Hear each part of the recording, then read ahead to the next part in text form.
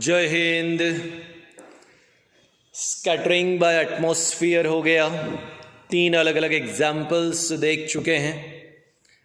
उसके बाद हमने देखा कि why sky appears to be reddish और orange at horizon.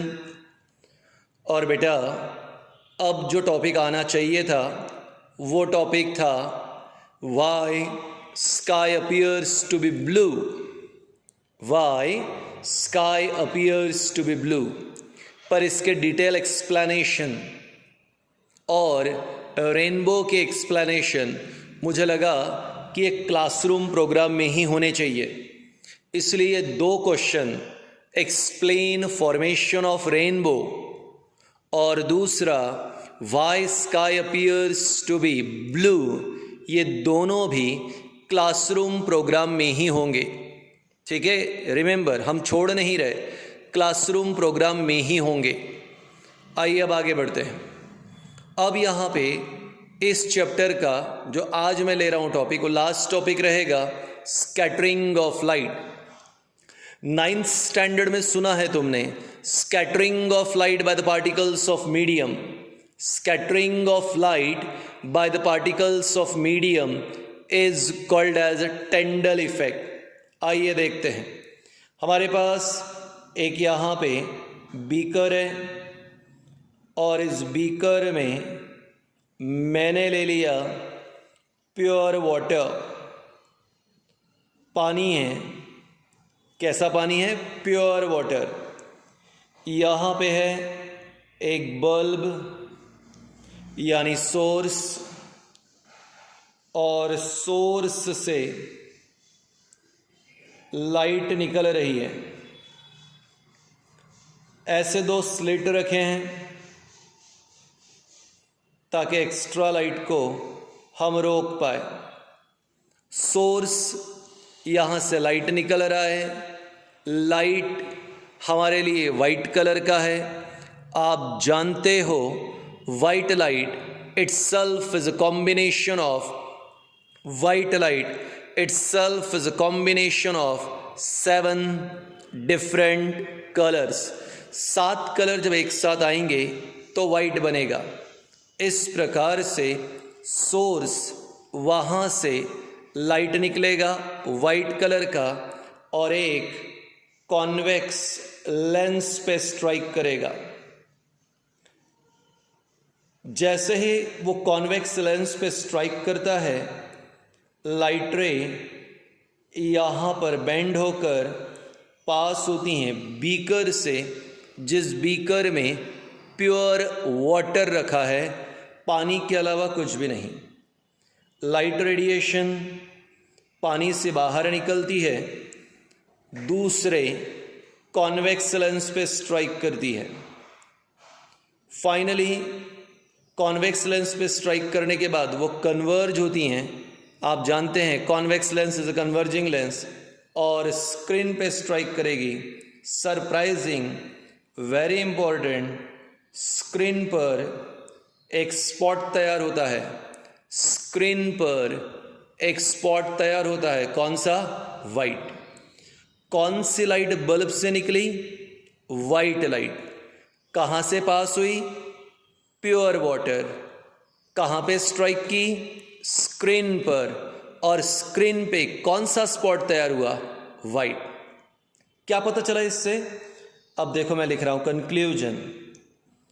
White spot on screen, white spot on screen indicates that white spot on screen indicates that light does not scatter. Light does not scatter. अब अगर मान लो मैंने कहा कि मैंने white light को illuminate किया और स्क्रीन पर वाइट कलर का ही स्पॉट गिरा, तो ये इंडिकेट कर रहा है कि लाइट स्कैटर्ड नहीं हुआ। क्यों नहीं हुआ? सर पानी कैसा था? प्योर था। पूरा के पूरा लाइट इजीली पास हो गया, पूरा लाइट पानी से पास हो गया और स्क्रीन पे क्या मिला? White spot. अब जरा नेक्स्ट फिगर, इस बार हमने पानी के अंदर यहाँ पे थोड़ा सल्फर पाउडर डाल दिया। आई होप आपको आपके मोबाइल स्क्रीन पर या लैपटॉप पर ये जो मैं डॉट्स ड्रॉ कर रहा हूँ ये दिख रहे होंगे। ये डॉट्स है आपके लिए सल्फर पाउडर। तो हमारे पास पहले की ही तरह यहाँ पर सोर्स है, पहले की ही तरह यहाँ पे स्लिट है, कॉन्वेक्स लेंस है, लेकिन इस बार हमारे पास प्योर वाटर के अंदर कौन प्रेजेंट है? Sulphur powder. Pure water plus sulphur powder. आप जानते हो सल्फर पाउडर जो होते हैं उनके साइज़ बड़ी होती हैं, सल्फर पाउडर की साइज़ बड़ी होती हैं। अब ज़रा बल्ब पे ध्यान दो, कौन सा लाइट निकला बल्ब से? White light. कहाँ पे आया? Convex lens. और जैसे ही वाइट लाइट कॉन्वेक्स लेंस पे स्ट्राइक किया, लाइट रेज बेंड हुई और पास हो गई उस पानी से जिसमें क्या प्रेजेंट है? Sulphur powder. जब लाइट जा रहा था तो उसके रास्ते में कौन आ गया? सल्फर पाउडर आ गया। जब लाइट जा रहा था उसके रास्ते में सल्फर पाउडर आ गया और इस सल्फर पाउडर ने लाइट को क्या किया? स्कैटर्ड। इस सल्फर पाउडर ने लाइट को स्कैटर्ड किया। अब हमने तो पहले ही कहा था scattering of light by the particles of medium is called Tyndall effect. अब आप बताओ हमारे पास कौन सा लाइट है? वाइट। जब वाइट लाइट पानी पे गिरा जिसमें सल्फर पाउडर है तो लाइट क्या होगा? स्कैटर्ड होगा। एब्सोल्युटली। कौन सा लाइट ज़्यादा स्कैटर्ड होगा? आंसर, जिसकी वेवलेंथ कम है, जिसकी वेवलेंथ कम है वो स्कैटर्ड होगा। ब्लू, इंडिगो, वॉयलेट, इनकी वेवलेंथ कम है, वॉयलेट, इंडिगो, ब्लू, तो ये स्कैटर्ड होंगे। चलो ठीक है, मान लो स्कैटर्ड हुआ, पता नहीं अभी। लाइट रे जो बच गया वो बाहर निकला और बाहर निकलने के बाद कॉन्वेक्स लेंस पे स्ट्राइक किया और स्क्रीन पे एक स्पॉट तैयार हुआ। सरप्राइजिंगली जो स्पॉट तैयार हुआ वो था रेड। अब मुझे बताओ क्या रीज़न था कि यहाँ पे रेड कलर का स्पॉट तैयार हुआ? Answer, red spot on screen, red spot on screen indicates that light of smaller wavelength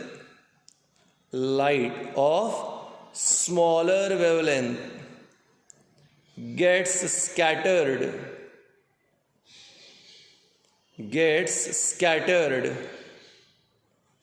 by particles in water। अब अगर इमेजिन करो स्कैटरिंग नहीं होता तो कौन सा कलर दिखता आपको? वाइट। स्कैटरिंग हो गया इसीलिए क्या मिला आपको? रेड। पुरानी फिगर देखो, जब हमने प्योर वाटर लिया तो उस सिचुएशन में वाइट लाइट इल्यूमिनेट हुआ और स्पॉट भी कौन सा मिला? वाइट कलर का स्पॉट इंडिकेट कर रहा था कि कोई भी लाइट स्कैटर्ड नहीं हुआ। पर जब हमने पानी में सल्फर पाउडर लिया और सेम एक्सपेरिमेंट रिपीट किया तो हमें स्क्रीन पे क्या मिला? रेड मिला। मतलब बाकी कलर क्या हो गए? स्कैटर्ड हुए। अगर बाकी के स्कैटर्ड हो रहे तो रीज़न क्या? पार्टिकल्स। तो प्योर वाटर में जो सल्फर पार्टिकल्स थे, सल्फर पाउडर था, उसने लाइट को स्कैटर्ड किया। कौन से लाइट को स्कैटर्ड किया? लाइट ऑफ लोअर वेवलेंथ, तो जिनकी वेवलेंथ कम थी उसे स्कैटर्ड किया और स्कैटरिंग के कारण यहाँ पर, ठीक है, वो स्प्रेड हो गए। जो बच गया वो स्क्रीन पे आया। कौन बच गया? रेड बच गया। वो कहाँ पे आया? स्क्रीन। ना क्वेश्चन, रेड क्यों बच गया?